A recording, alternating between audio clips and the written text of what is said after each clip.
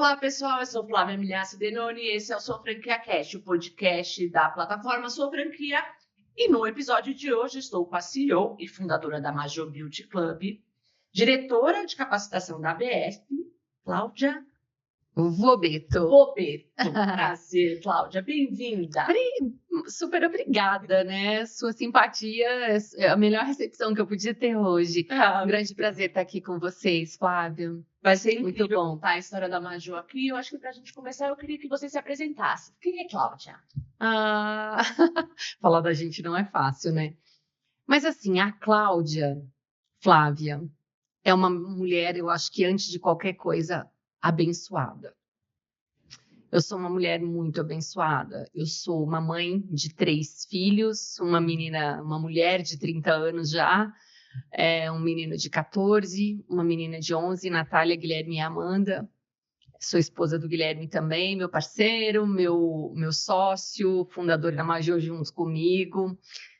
Sou uma pessoa simples, uma pessoa lutadora, uma mulher de raiz, de valores fortes, de pulso firme. E uma sonhadora, nunca deixo de sonhar, é isso. Ai, que incrível. E Cláudia, explica pra gente como que foi chegar no franchise. A gente já está falando de uma mulher experiente, né? Falou uma mulher de 15 anos de 15 franchise. anos de franchise. Explica pra gente como foi a sua chegada no segmento até a fundação da sua marca hoje. Então, na verdade, eu acho que foi uma consequência, assim, o franchising foi uma consequência de um projeto bem feito, de um projeto que não tinha outro caminho sem ser crescer por franquias. Porque sozinha talvez eu não conseguisse expandir, e o que eu tinha na mão era muito legal e merecia crescer. Então eu entrei no segmento de beleza há 15 anos, fundei uma marca, na verdade eu abri uma clínica, né, que tinha foco em depilação. Depilação, sem hora marcada, um método menos doloroso, um projeto que nasceu através de uma dor que eu tive na minha adolescência, na minha juventude. E isso ficou muitos anos no meu coração e cresceu muito fundamentado num propósito de mudar a relação das mulheres com a depilação, mudar a relação das mulheres com o momento de cuidar da beleza. Então, eu queria uma experiência boa e diferente para mim, de tudo aquilo que existia no mercado, mas eu não queria qualquer coisa. E aí aquele plano B, ele foi virando um projeto. E eu fui consolidando esse projeto ao longo do tempo. E me preparando para o momento certo, que na hora que eu fosse abrir o meu negócio, eu deveria estar, no mínimo, com aqueles princípios básicos. Deveria estar bem capitalizada, deveria estar bem assessorada e conhecer o meu objetivo, né? Com clareza, onde eu deveria chegar e como eu ia chegar onde eu queria chegar. E aí, esse sonho, esse mosquitinho ficou buzinando aqui desde os 18, e aí eu fiz carreira, formei em administração de empresas, morei fora do país, voltei para o Brasil. Quando eu cheguei de volta no Brasil, eu tive uma oportunidade de trabalhar em telecomunicações, fui trabalhar, mas sempre pensando num plano B, sempre pensando em ser dona do meu tempo, do destino do meu negócio. Eu queria comandar, na verdade. E eu acho que aí tem uma coisa que eu acho que resume, assim, talvez essa trajetória. Eu sempre pensava assim, bom, sem falsa humildade, eu sabia que eu era boa no que eu estava fazendo. Por mais que fosse uma atividade simples ou que fosse uma atividade mais complexa, se eu não sabia, eu buscava saber. Eu sempre fui estudiosa, sempre gostei de me aprofundar em tudo aquilo que eu colocava as mãos, colocava energia. E aí eu sempre pensava, sendo funcionária, eu sempre pensava, olha, talvez um dia eu seja velha para isso aqui. Talvez um dia eu vá no meu limite. Talvez um dia eles não possam ou não queiram mais me pagar como eu mereço. Talvez um dia eu seja substituível. né? Porque quem nunca, né? Que mulher que não pensa isso? Acho que os profissionais, de modo geral, já pensam, imagina as mulheres. Sim, sim. E aí eu falava, não, eu tô muito bem, mas assim, não sou eu que faço meu salário aqui. Quem faz o meu salário é a empresa. Então, se eu me dedicar horas a mais, se eu me dedicar um pouco a mais, talvez eu tenha um limite para crescer. Vai afunilando e chega uma hora que você não tem mais para onde ir. E aí eu pensava comigo, bom, mas se eu tiver a minha empresa, isso é diferente. Eu vou definir quanto eu quero trabalhar, e quanto mais energia eu colocar naquilo, né? Mas tem que ser muito bem feito. Tem que ser feito de um jeito que não possa ser copiado, mas tem que ser de um jeito que possa ser multiplicado. Então, isso começou a crescer, né? Esse processo de maturação do projeto começou a crescer no meu coração, na minha cabeça. E aí, depois de 10 anos já trabalhando, já tinha entrado como uma assistente administrativa, me tornei uma gerente de uma área muito grande, de uma companhia muito grande. E aí veio uma história de um PDV, né? Naquele momento veio aquela oportunidade daquele plano de incentivo de demissão voluntária, né? Para quem não sabe o que é. E eu falei, agora é meu momento. Tava muito bem. Eu acho que quando você está num momento bom e você faz escolhas, é o melhor momento. Quando não escolhem por você, né? Quando você pode escolher o que você quer. E eu escolhi, eu sabia que tinha risco, sair daquela situação confortável. E eu escolhi, então, empreender. Aí peguei esse plano de demissão voluntária e falei, agora. E aí montei a minha operação, um negócio de beleza, de depilação sem hora marcada. E tinha unha, tinha sobrancelha e tudo mais. E aí, logo depois, as pessoas... E era muito legal, assim, muito bem formatado. A Bittencourt, inclusive, nos ajudou na época da formatação. E aí, esse negócio começou a ganhar corpo. O crescimento começou a ser orgânico, as pessoas chegavam e queriam saber o que era, como era, de onde era a franquia, porque a franquia nasceu no interior, em Goiânia, né? No interior do Brasil. E naquela época, 15 anos, era uma novidade, né? Uma marca fundada que não veio da capital, não veio do Sudeste. E aí eu comecei a receber convites de pessoas querendo a franquia. Legal. Normalmente começa assim, né? Aí eu falei, não, então vamos nos preparar. Aí a gente foi se preparar. E aí nos preparamos, crescemos, começamos, né? Eu tinha uma sócia na época e a gente começou a consolidar a marca. Mas quando a gente fez 10 anos, eu falei, não, eu quero algo diferente para mim. Eu quero um desafio novo, eu quero um pouco mais do que... E aí não era sobre marca, ou sobre sociedade, ou sobre negócio. Era sobre a Cláudia, né? Como eu estava inserida ali. Em 2017, eu perdi 2 irmãos, num intervalo de 3 meses, né? Os 2 sofreram um AVC. O meu irmão mais novo tinha 52 anos, e aquilo começou a mexer muito fortemente comigo. E eu falei, não, eu acho que agora é o momento em que eu vou fazer realmente como eu quero, do jeito que eu quero, um projeto meio carreira solo, sabe, vocalista quando sai de banda? Sim. Acho que era tipo isso. Agora é o carreira solo. E aí eu sabia que eu ia ter muitos desafios, né, lançar uma marca, mas a gente acelera muito o processo quando a gente já é experiente, né? Sim. E aí nasceu a Major Beauty Club em 2009. E final de 2009, na verdade. E aí, logo depois, dois meses, estourou a pandemia. Foi muito desafiador, mas a marca, ela veio já muito bem formatada, muito bem assessorada, com tudo muito redondinho para começar. E com uma coisa que eu acho que um processo de maturação que aconteceu na minha cabeça foi assim, o quão importante... são os princípios, os valores, o propósito, a missão, a visão, isso tudo muito bem definido já desde o início. Porque às vezes você nasce e dá certo, e você nasce e não tem muita ideia de quem você é, né? E quando a Major nasceu, ela nasceu com identidade, com nome, ela já sabia quem ela era e para o que ela veio. E assim estamos aí, né? Fazendo 5 anos esse ano. E você falou, né, que teve essa questão da pandemia, foi bem pesado, né, para todas as áreas. O que ajudou você nesse período a manter, né, a empresa, obviamente, funcionando num momento que toda a área de serviço, tirando a área médica, né, de cuidados hospitalares, ficou tudo fechado. Como que foi manter a estrutura da empresa nesse período, né, e como a sua bagagem, né, de 10 anos já no franchising ajudou para que a marca ela já viesse mais consolidada, uma marca mais madura, por assim dizer, no mercado? Então, a pandemia, eu acho que foram muitas lições, né? Mas assim, nós chegamos a ter lojas que ficaram 150 dias fechadas, né? E é engraçado porque beleza não era essencial, né? Antes da pandemia, beleza não era essencial. Mas o bem-estar que a beleza traz passou a ser essencial depois. Porque a visão sobre beleza mudou muito depois da pandemia. Sim.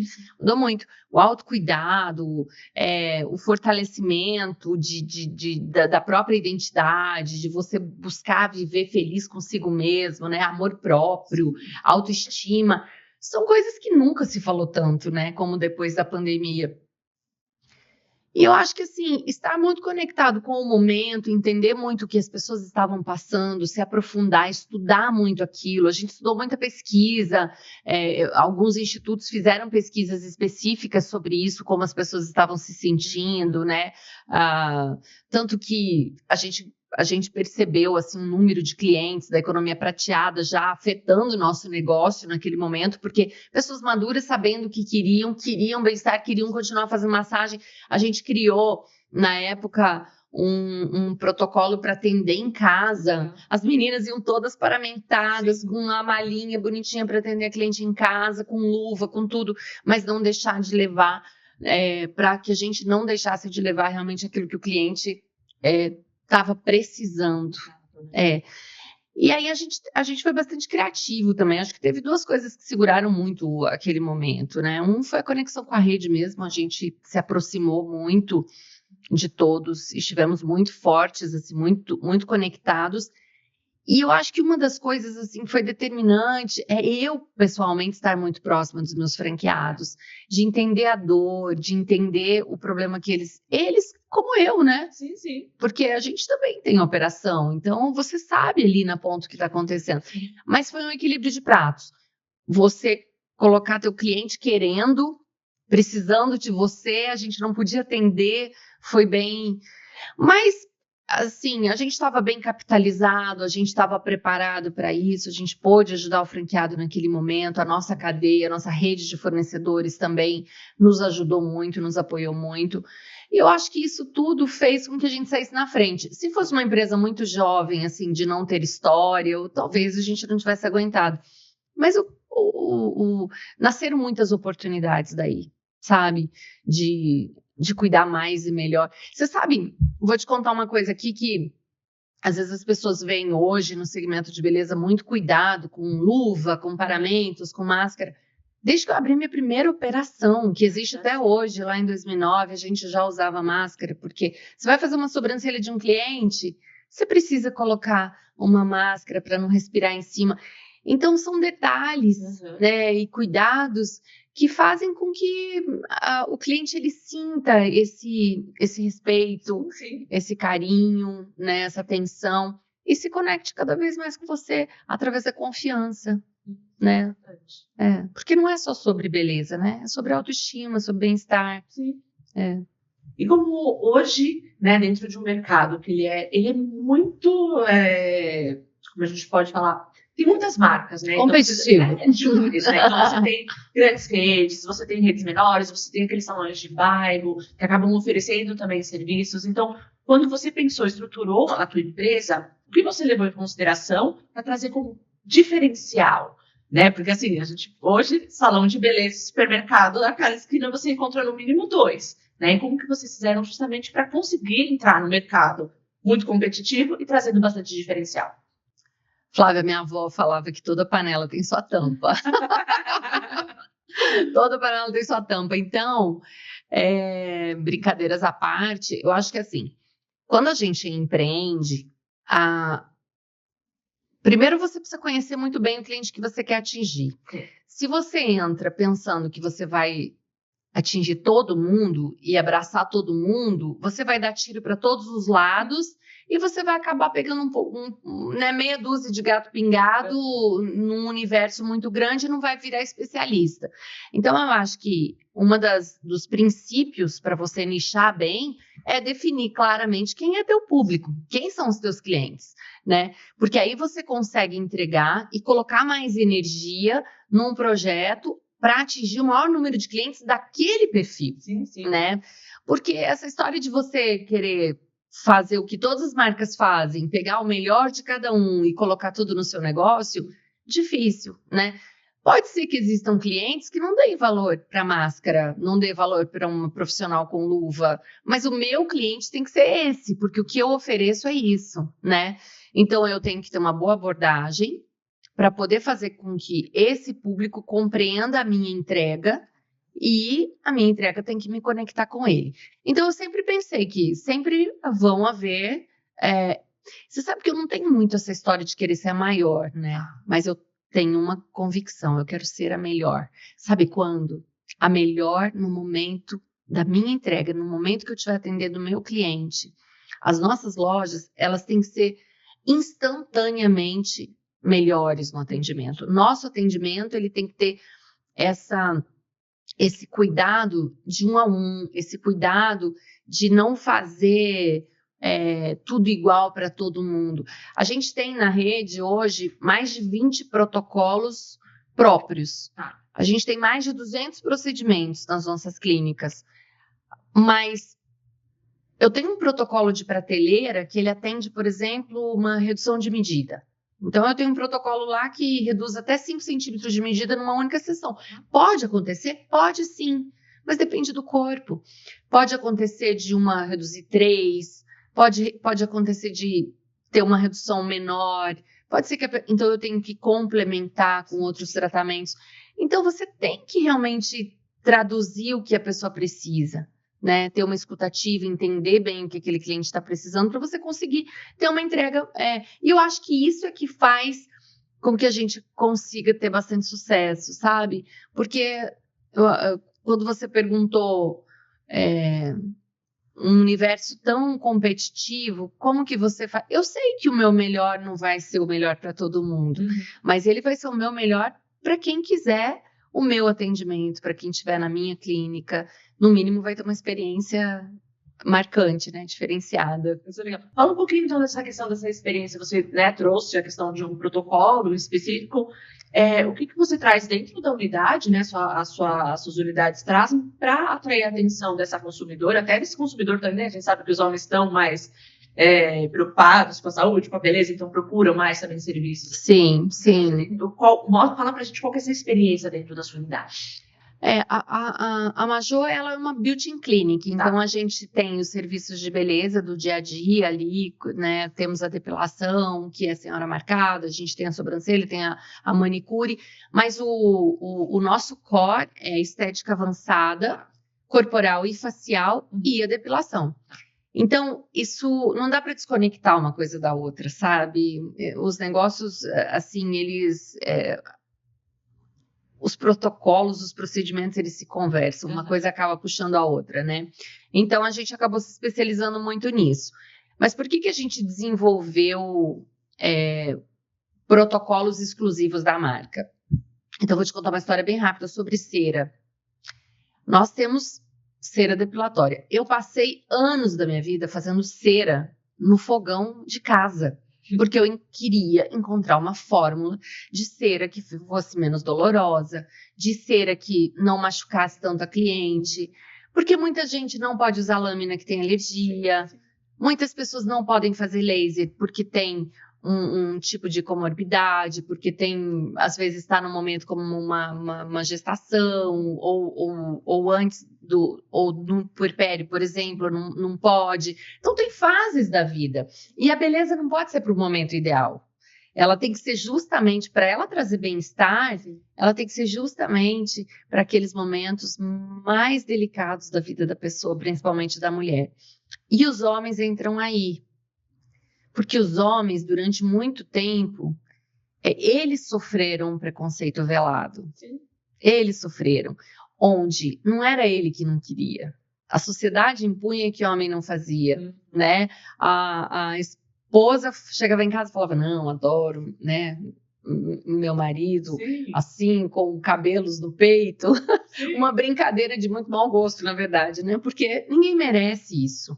Ninguém merece isso. As pessoas merecem liberdade, merecem ter conforto. Sim, total. A gente está num país equatorial, quer dizer, um calor absurdo, né?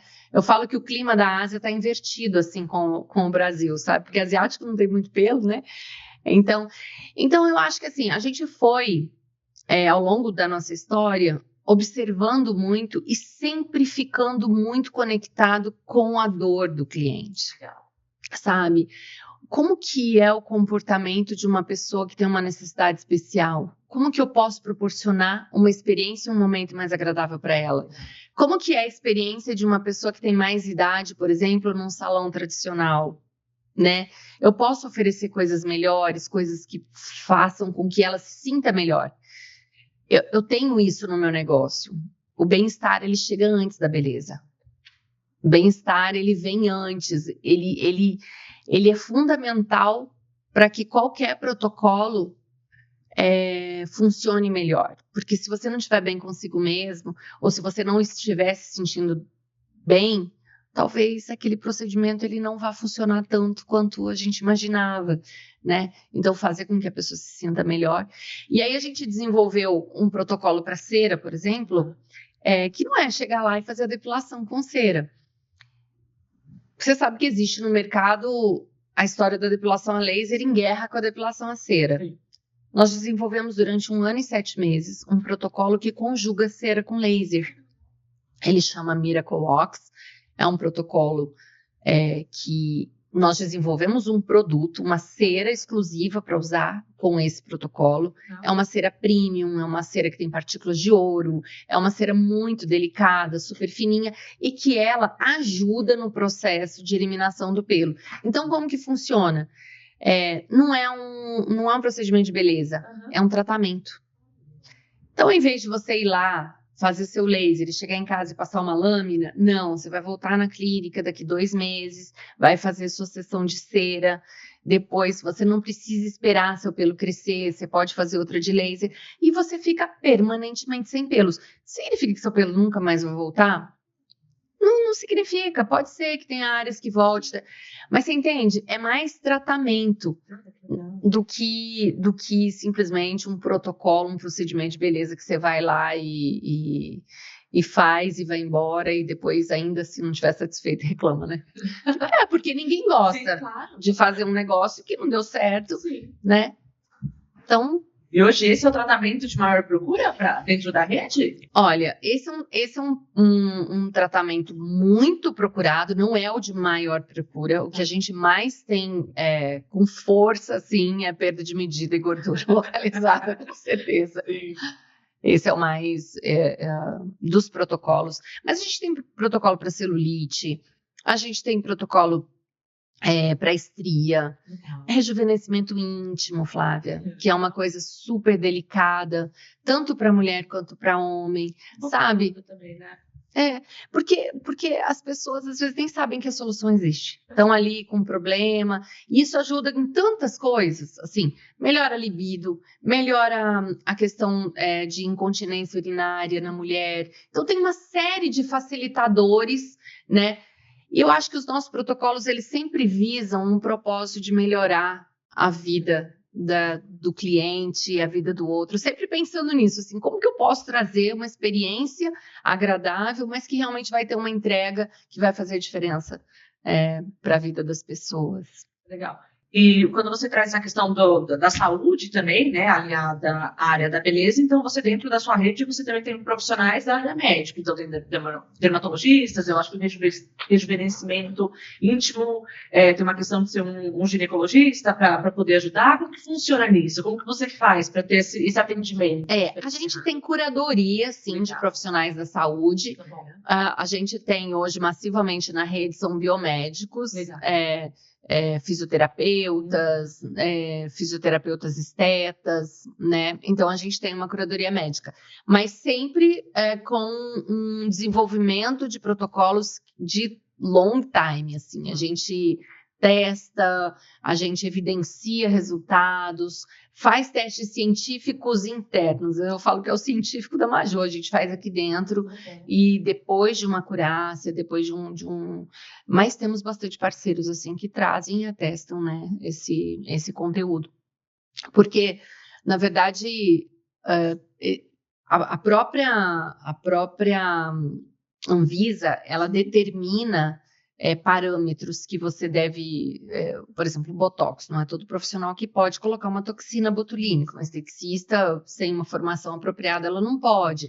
Então, cada operação, de acordo com os seus serviços ali, ela precisa ter os profissionais que são habilitados para fazer esse serviço, né? Isso é legal. Você trouxe bastante coisa de fora também, porque a gente sabe, assim, o mercado brasileiro, ele promove muita coisa na área da saúde, na área da beleza, né, na moda também. Você trouxe protocolos de fora, você vai muito lá para o exterior para pegar, né, equipamentos, é mais fácil lá fora, o nosso mercado está mais maduro quando a gente fala em equipamentos mesmo, laser, né, para ajudar na depilação, a laser ou outros tratamentos. Quando a gente fala de tecnologia, quando a gente fala de equipamento, a gente tem, sim, por exemplo, Israel é um centro onde você consegue, assim, starta muita coisa para o mundo dali, e a gente acaba importando muita coisa. Mas quando a gente fala de parâmetros, assim, de qualidade, do que eu vejo que a gente está bem à frente de... Por exemplo, em depilação, acho que a gente está muito à frente de muitos países. Depilação a cera mesmo, o nosso método é um método muito desejado em muitos lugares. Até hoje, nos Estados Unidos, a gente tem uma demanda gigantesca por depilação, e esse método que a gente utiliza, ele foi importado da Espanha, ele é um método espanhol, que o princípio dele nasceu, assim, da depilação egípcia. E aí, depois, na Espanha, a gente teve uma... Não vou te contar toda essa história, porque dá uma enciclopédia aqui. Mas, assim, então, acaba que a gente vai se conectando com o que está acontecendo lá fora, abrasileirando, né? E aí a gente consegue atender, porque tem questões de clima. O nosso produto, por exemplo, a nossa cera, ela foi desenvolvida aqui. E aí muita gente fala assim, Cláudia, mas cera, uma coisa que, poxa, com laser aí, né, hoje em dia, eu falo, gente, não é só uma questão do público, poder ou não poder, é uma questão de que, assim, muita gente nem sabe que existe ainda, muita gente tá ali usando lâmina ainda porque aprendeu a usar quando era criança, porque foi no supermercado, comprou, mas a grande verdade é que é liberdade, depilação é liberdade, né?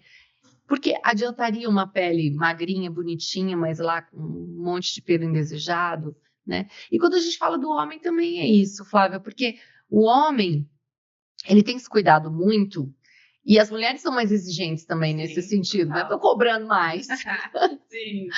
As mulheres estão cobrando mais. Eu vejo pelo meu marido. Antigamente, nossa, assim, não se preocupava com quase nada. Hoje em dia faz enzima capilar, a gente tem um protocolo que é o Revita Hair, que é um tratamento para crescimento, que ajuda a crescer, faz enzimas metabólicas no abdômen para estar sempre magrinho, faz depilação, e ele vive muito melhor, né? Vive muito melhor. E aí tem vários amigos que olham lá nas redes sociais, tá fazendo, vem, faz também, e a gente percebe quanto isso dissemina, né? Amigos que vêm perguntar, e muitas vezes com receio, será que dói? Será que o homem tem muito medo da dor? Mas eles fazem muito toxina, se cuidam cada vez mais. E hoje em dia a gente não... Eu vejo nas franquias que abrem, né? Antigamente a gente tinha uma preocupação de se apresentar para o mercado como uma franquia que atendia homens, mulheres, todos. Hoje em dia já não tem mais essa preocupação, eles vêm espontaneamente, eles sabem que a gente está ali. Que legal. É bacana, né? Você vê como o próprio mercado ele vai trazendo mais gente, né? Quando a gente fala de público, né? Primeiro era só mulher, depilação era coisa só de mulher, o Botox era coisa só de mulher, né? Hoje em dia não, você realmente vê os homens mais mais atentos, né, mais preocupados com a questão da beleza. E quando a gente fala assim, trazer desse mundo, né, do feminino e do masculino, quando você fala de unidades, hoje, as suas unidades, elas são compostas mais por gestoras, né, por investidores mulheres ou investidores homens? Como que é essa divisão para dentro da tua rede? A nossa rede, a maioria são casais. Legal. A grande maioria são casais, mas temos uma ou outra franqueada que eu vou te falar, 80% da rede são casais. Aí a gente tem 2 operações que são homens, 2 sócios. Legal. Numa operação são 2 sócios, na outra também são 2 sócios, mas a maioria são casais. Os multifranqueados, os franqueados que têm mais operações são casais. Você acha que isso é uma questão deles acharem que ainda é de um público muito feminino, de ser uma área muito feminina? Ou é mais por afinidade mesmo? Olha, eu vou ser bem honesta com você. Eu acho que é um universo, sim, muito feminino. Eu acho que é um universo. Eu acho que é um negócio que uma mão feminina faz a diferença, funciona. Esse negócio de que meu negócio é para todo mundo. Não. Eu acho que um homem pode investir, claro, né? Mas ele precisa estar preparado para ter esse lado mais feminino do projeto, essa sensibilidade, né? Tem que ter esse cuidado com a acurácia dos processos, cuidar muito bem para que todas as etapas sejam muito bem executadas, contratar bem. Então, tem que ter essa sensibilidade. Mas, assim, eu acho que a franquia facilita muito isso também, né, pro homem. E tem um lado que é um lado empresarial, que é o lado do negócio, né? Então, eu vejo que ainda tem essa separação, né? Mulher mais na operação, na linha de frente, com os clientes e tudo mais. E nos bastidores, a gestão ainda mais... existem muitas mulheres que são muito, muito firmes na gestão, fazem uma gestão impecável, mas quando tem que separar ali o que o homem faz, o que na maioria das vezes... E aí depois o homem vai se soltando, né? Vai se soltando, vai se relacionando com os clientes, vai vendo que tá tudo bem, que é um negócio como qualquer outro. Afinal, lá dentro do procedimento, na hora do procedimento, não é o homem que vai entrar, né? A gente emprega muitas mulheres também, a gente forma muitas mulheres. Hoje, 98% da rede das colaboradoras são mulheres, a gente tem um ou outro homem. E a gente dá uma formação ali dentro também para pessoas, não nesses níveis mais técnicos, que aí você precisa de uma formação específica, mas em muitas funções a pessoa chega ali sem uma oportunidade, a gente acaba capacitando e dá uma oportunidade de emprego e fideliza muito também, reduz o turnover com isso, porque você forma dentro de casa, né? É bem legal. Você trouxe também essa questão, né, de protocolos muito próprios, então a parte de educação ela é muito latente dentro da rede, né, porque você precisa ensinar a técnica que vocês criaram, né, e como que você faz isso para replicar quando vai abrir uma unidade? Como que é esse processo, né, dessa aprendizagem para os novos franqueados? Aí eu acho que é um pouco sobre franchising, né, assim, franchising é educação, né, porque eu sempre digo que o nosso negócio é a transferência de conhecimento, é know-how. Então, se você tem essa consciência de que esse é o seu papel, você se prepara para isso. Um dos nossos pilares mais fortes é capacitação. A gente tem uma área de T&D muito bem formatada. Essa formação faz com que a gente tenha um processo de formação do nosso franqueado desde o início, desde o primeiro momento, antes de escolher ponto mesmo. A gente já está treinando, capacitando. Depois tem uma agenda de implantação, que é uma agenda que envolve o desenvolvimento de skills que são essenciais para que ele possa gerir bem e ter a melhor performance no primeiro momento, né? Porque franquia tem que dar certo nos primeiros meses. Sim. Eu sempre digo que franquia tem que sair, franqueado tem que sair bem, porque quando ele não sair bem, ele vai ter um delay. Aí ele vai ter impacto de capital de giro, ele vai ter impacto no resultado, na satisfação. Então, a gente tem como dever, como obrigação, apoiar, pegar na mão e fazer ele sair já dando certo desde o início, né? E aí tem as receitinhas para isso. Mas o que eu acho que, assim, eu não diria que é um diferencial, eu diria que é essencial para que o nosso negócio dê certo com o franqueado. Um franqueado que tem o compromisso de integralizar na sua gestão o que está ali, o que ele aprende dentro dos manuais, dentro dos treinamentos, mas que ele seja muito presente nos treinamentos, no acompanhamento. Então, a gente faz toda essa etapa de implantação, depois a gente tem uma etapa que a gente chama de berçário, que é uma etapa que o franqueado fica durante 3 meses, a gente ali de olhinho, igual pai e mãe fica em bebê quando tá começando a andar, sabe? A gente fica junto, porque ele é empresário, sim.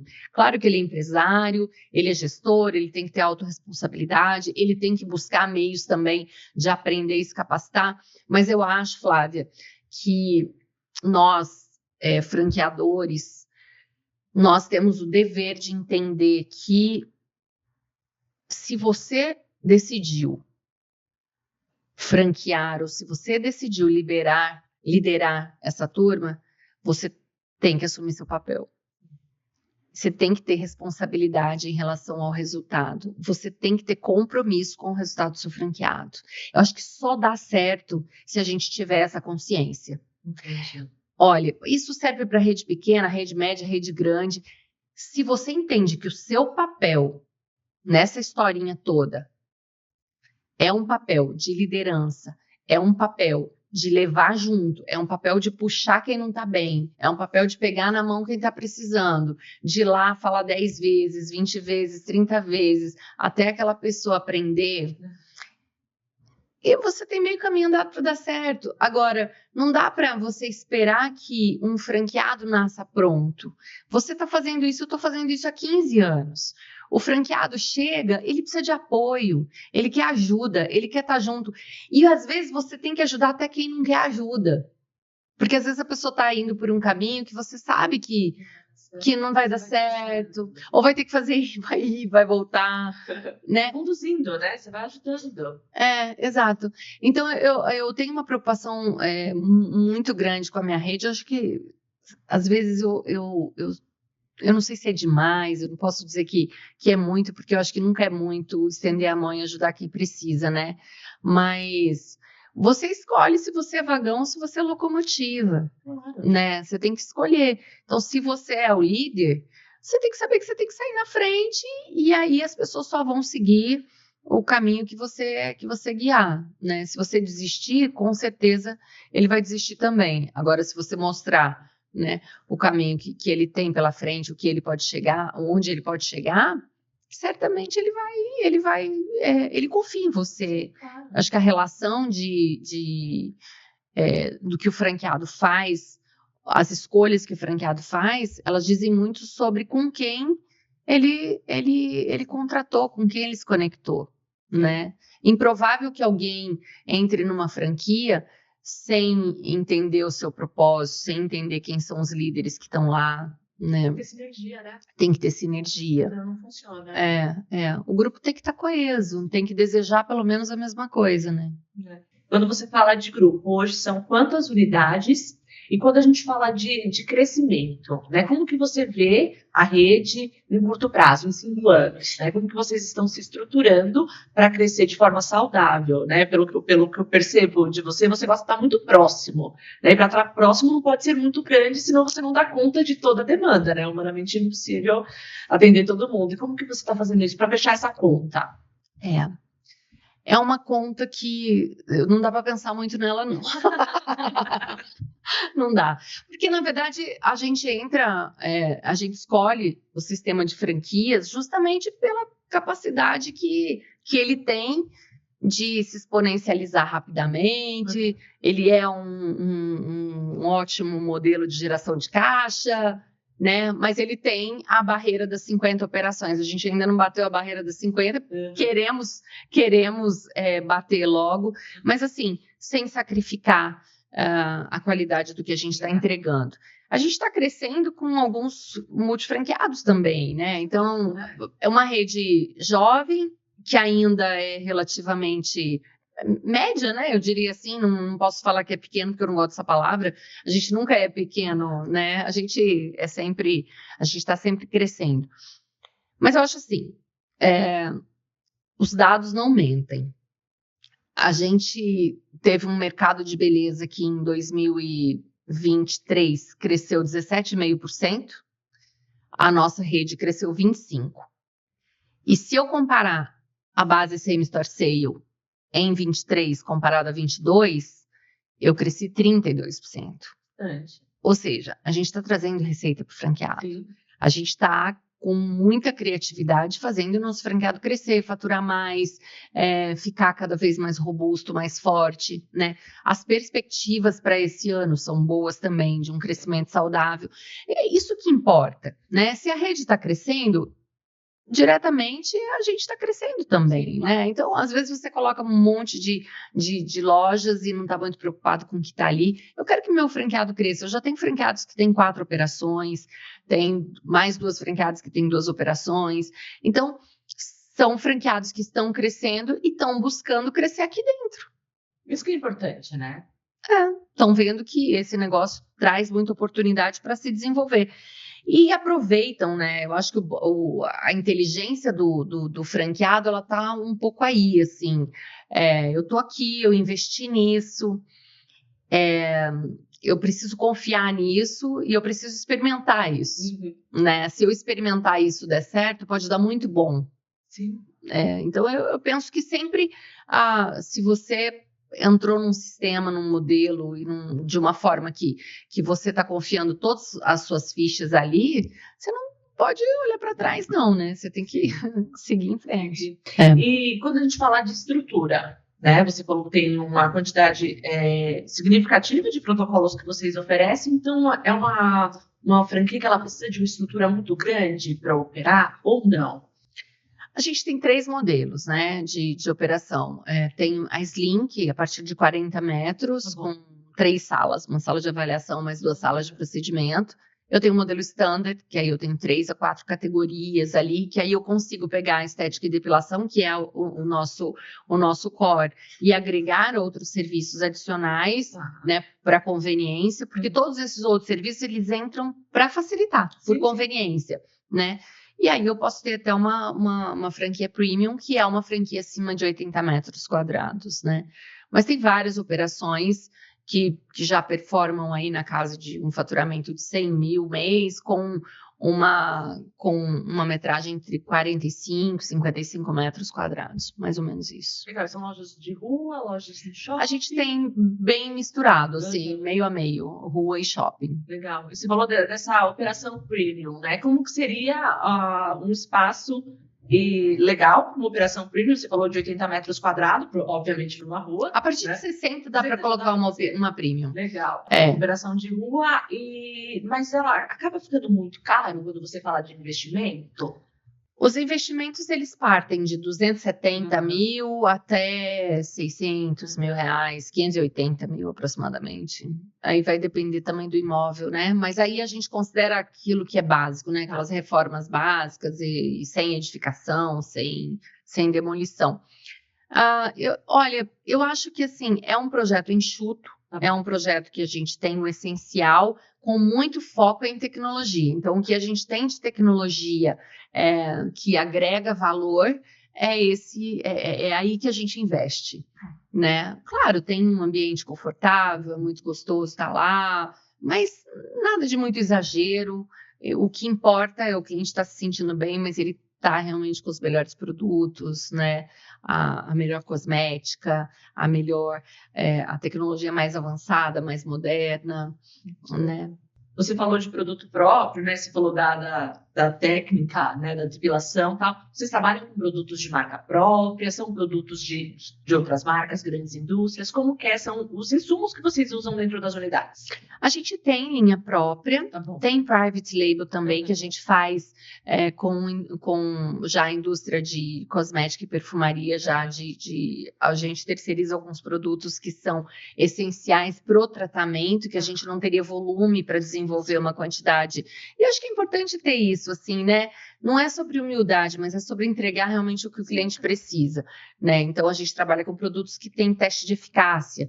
Esses redutores de medida, por exemplo, que a gente faz com a marca, tem teste de eficácia de até 82% de eficácia no resultado. Então, a gente tem... E aí, temos 3 linhas de perfumaria e cosmética também, que aí tem sais de banho, tem esfoliante, tem bastante produtos.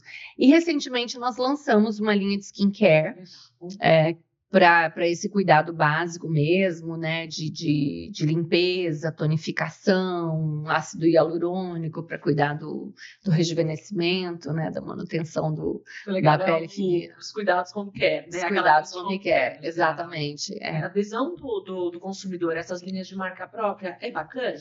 Olha, é bacana porque a gente acaba inserindo bastante no pós, né, no uso home care, porque a beleza é um conjunto de ações, né? A gente tem um protocolo, só para exemplificar, que se você faz só o protocolo por si só, você vai ter um resultado.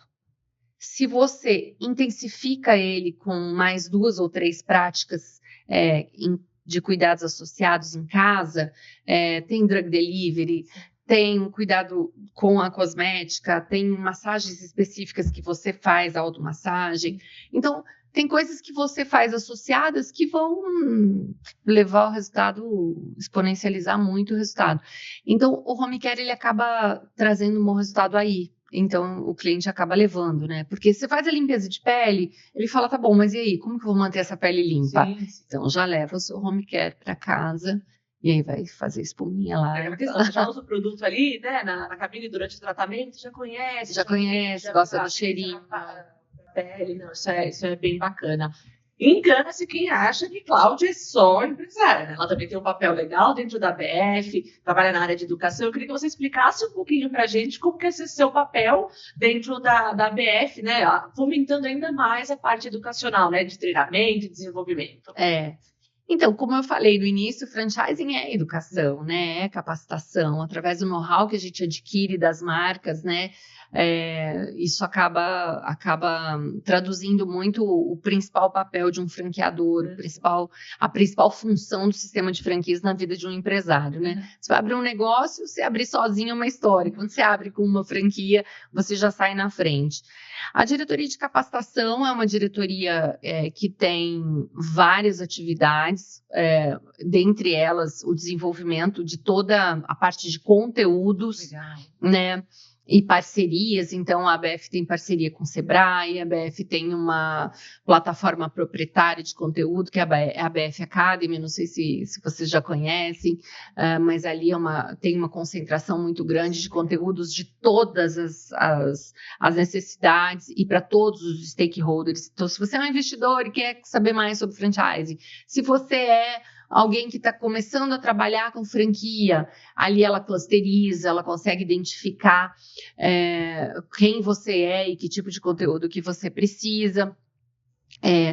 E a BF também tem os cursos, né, tem os eventos, tem as mentorias, né, para os principais executivos. Então, ela tem um papel de capacitar o sistema, de trazer conteúdos para o desenvolvimento do bom franchising, né? A gente trabalha muito na BF com essa bandeira do franchising íntegro, porque fazer por fazer ou fazer com um volume muito grande, muito rápido, pode trazer riscos importantes, né? Quem entra no sistema sempre tem o anseio e a sede de querer crescer muito rápido, mas isso traz dores, né? Traz consequências. Então, a gente tem que estar sempre equilibrando. Mas a BF é uma guardiã, né, do sistema de franquias, e ela leva um conteúdo de alto nível para quem quer se desenvolver em qualquer... A gente tem um MBA em parceria com a FIA também, né, e a gente está ali trabalhando sempre para trazer os melhores professores, os maiores especialistas. São inúmeras consultorias, inclusive a Bittencourt é uma consultoria associada, né? Tem outras tantas consultorias especializadas em franchising também associadas e que podem, de alguma forma, levar conteúdo, como também, né, se apropriar dos conteúdos que tem lá para poder desenvolver os seus clientes e tudo mais, né? Mas assim, para mim tem sido Eu sou de um lar de educação, minha mãe era professora, então, assim, a vida inteira eu sou professora também, não uma super professora, mas dou umas aulinhas aí. E, assim, eu gosto muito da área de educação e eu acho que quando eu comecei a franquear, Flávia, eu pensava muito nisso, assim, poxa, se eu faço alguma coisa que é tão legal, por que não multiplicar isso? Por que não ensinar as pessoas a fazerem também? Por isso que eu acho que o sucesso do meu franqueado é tão importante para mim, sabe? Saber que meu franqueado realmente está absorvendo tudo aquilo que é o meu melhor. Então, eu sempre vou estar trabalhando para dar o meu melhor para ele. Talvez eu não cresça tanto quanto o mercado gostaria, né? Ou talvez não, talvez eu cresça, Sim, né? sim, com toda certeza. O que importa é a qualidade, né? Eu acho. Sim, eu acho O importante. crescimento é consequência. A gente tem muita questão assim de conversando, né, com algumas pessoas assim do mercado, entrevistando alguns empresários, né? Às vezes as pessoas elas têm uma visão um pouco romanceada do que é estar dentro do franchise, né?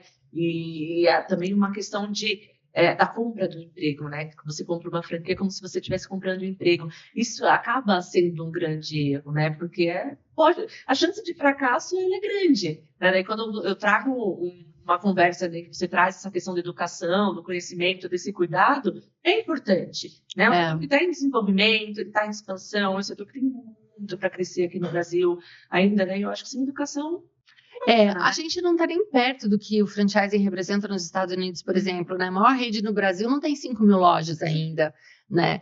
Então, acho que a gente tem muita oportunidade, sim. E eu acho que você traduziu bem quando você fala assim da importância de se capacitar. Se você olha e vê que o franchise é uma oportunidade só para você abrir uma porta e colocar uma placa, colocar uma bandeira, realmente esse segmento não é para você. Agora, se você está disposto a abrir um negócio, você sabe que você vai ter que trilhar uma boa jornada de aprendizagem, uma boa jornada de padrão, né? E você está disposto a trilhar esse caminho, certamente você vai ter uma história de sucesso. Mas tem uma etapa muito importante que é aprender o como. Às vezes você quer o resultado, você quer abrir a porta e quer que chova cliente, mas você não está disposto a aprender o caminho, né? E o como é muito importante, porque sem o como você não vai chegar lá. Né? E aí tem que aprender a curtir a jornada, né? Eu sempre falo isso.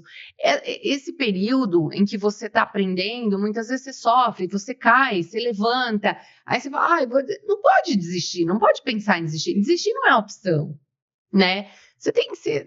Você às vezes coloca. A gente lida com muitas pessoas que às vezes colocam a vida naquilo, né? Olha, não é incomum a gente conversar com pessoas que, poxa, meu pai me deu um capital, ou então eu ganhei uma herança, ou a minha avó. Tá, mas sabe, isso tem que ter um valor muito grande para você, porque se não tiver, é muito fácil perder, né? E a gente sempre cuida muito das pessoas que chegam e querem uma franquia da marca, porque a gente quer colocar o contrato, ele pode ter 5 anos, mas eu quero franqueado pro resto da vida. Eu quero que esse franqueado comece com uma e amanhã ele tenha 10 e ele seja uma pessoa que transformou a vida dele através da minha marca, sabe? Eu acho que não tem coisa que me enche mais de orgulho ver um franqueado assim bem. Esses dias eu cheguei em Brasília e fui almoçar com um casal de franqueados e quando eu estava saindo, a gente foi para o estacionamento, aí eles passaram com um carro novo, assim, me deram tchau. Eu falei, ai, gente, que coisa linda ver isso, sabe? Você vê o sucesso de 2 pessoas que chegaram na rede, super desacreditados, assim, decepcionados com o negócio, sofrendo, com um monte de problema, e a gente conseguiu, sabe, com educação, com conhecimento, com respeito. Acho que, assim, transformar um momento de dor num momento de conquista, num momento de construção, de oportunidade. Isso é legal. E é fácil encontrar pessoas dispostas, porque a gente sabe que sem capital algum, não tem gente capitalizada que quer investir, mas é fácil achar que quem realmente quer viver esse processo, quer viver essa jornada.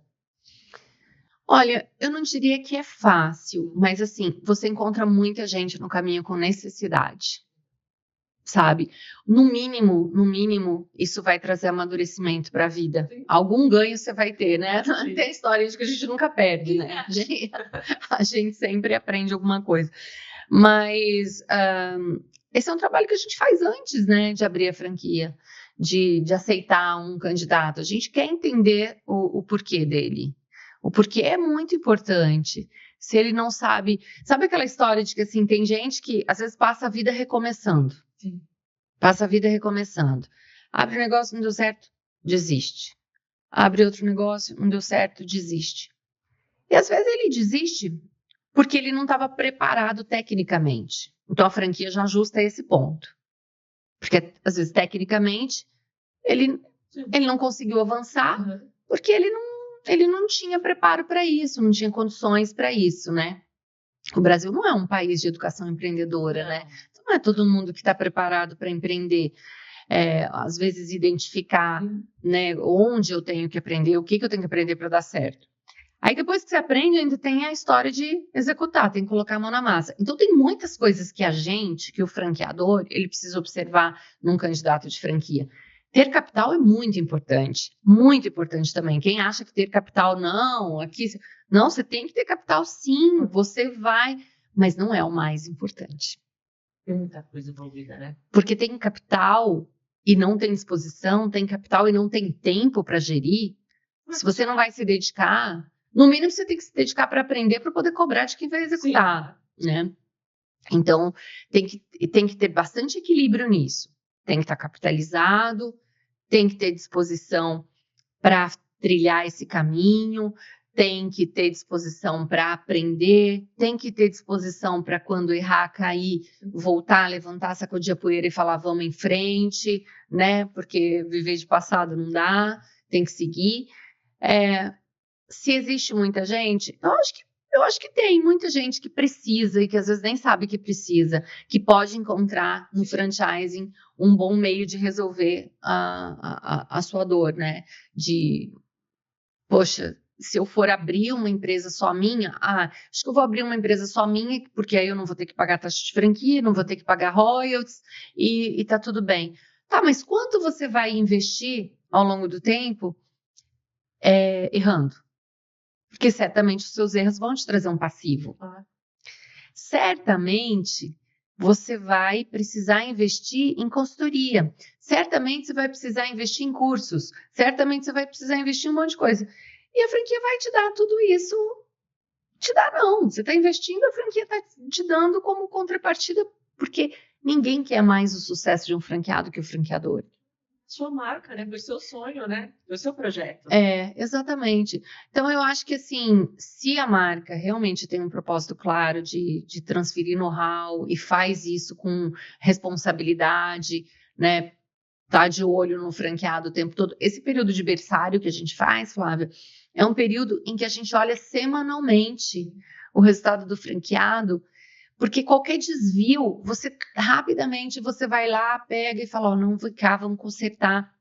E a gente tem cases assim, de que uma ou outra ação que a gente ajustou ali na rota, já resolveu, e que às vezes se você deixa o seu franqueado sozinho, ele não vai ter essa agilidade necessária para resolver, e aí nisso é caixa que você está queimando, até fazer dar certo, né? E não pode, tem que estar de olho, tem que estar cuidando, tem que pegar junto. Às vezes eles não gostam, mas a gente fala, não, vamos lá, vamos fazer junto, que a gente faz melhor. Sempre importante, né, esse apoio. Dentro da tua rede você tem mais parceiros do que, assim, entre aspas, pessoas que não aceitam apoio? Não, são parceiros. A minha rede, ela é uma rede muito coesa, assim. Às vezes você tem ali alguém que está passando por alguma situação pessoal, algum problema, ou está passando por um momento de... meio Greg Nathan aqui, né? Acho que você tem que saber conhecer também a fase do seu franqueado, né? Aqueles que já estão muito assim, que você tem que ir puxando, vem cá, o que você está fazendo? Vamos fazer junto para a gente fazer melhor. Você está com uma boa prática aí, vamos trazer para cá para a rede, porque essa experiência do franqueado mais antigo também é muito importante. Sim. Aí você tem aqueles que ainda estão, né? entendendo onde eles estão, se sozinho é melhor, aí eles ouvem às vezes a própria rede, né? E você sabe que tem um negócio, uma prática que eu utilizo, que esses dias eu fui dar uma entrevista e aí me perguntaram assim sobre quem está procurando uma franquia, com quem que deve falar, né? E todo mundo, na maioria das vezes, responde: você tem que falar com todos os franqueados da rede, falar com quem não tá legal para entender o porquê. Sim, eu acho que você tem que falar com quem não tá legal. Mas, essencialmente, você tem que falar com 5 melhores. Sim.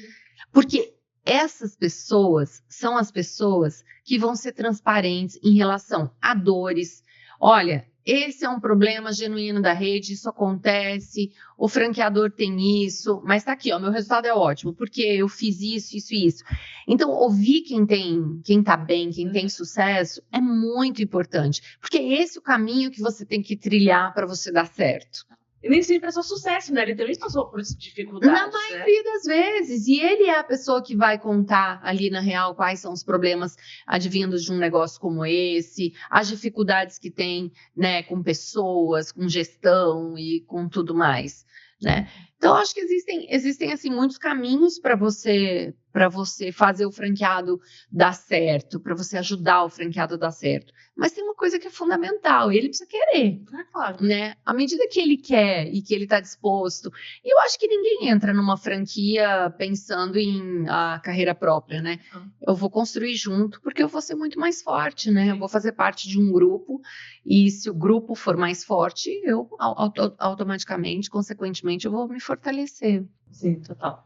Cláudia, eu ficaria horas e horas conversando com você. É uma delícia conversar com você. Eu acho que para a gente encerrar, por favor, olhando para aquela câmera, o que é ser Major Beauty?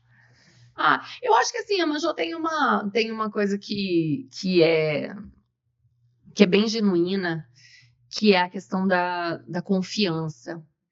Para nós, assim, a relação de confiança que se estabelece com o cliente, ela paira no desejo da transformação. Então, o que a gente busca, na verdade, é transformar uma dor em algo muito positivo para a vida do cliente, mas sem deixar de valorizar o momento da transformação, sabe?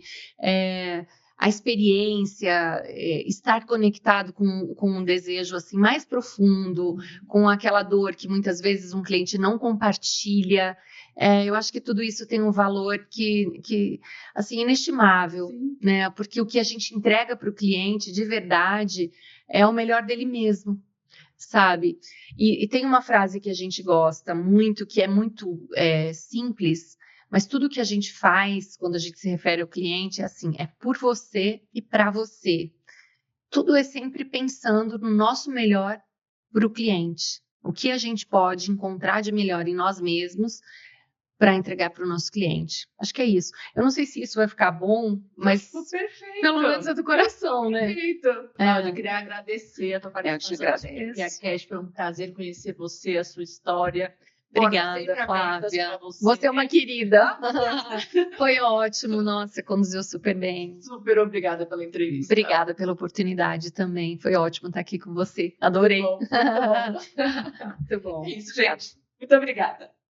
Sua Franquia Cast, o podcast sobre franchising, negócios e muito mais. Ative a notificação e fique por dentro de tudo que acontece no setor e no mundo dos negócios. Nos acompanhe nas redes sociais.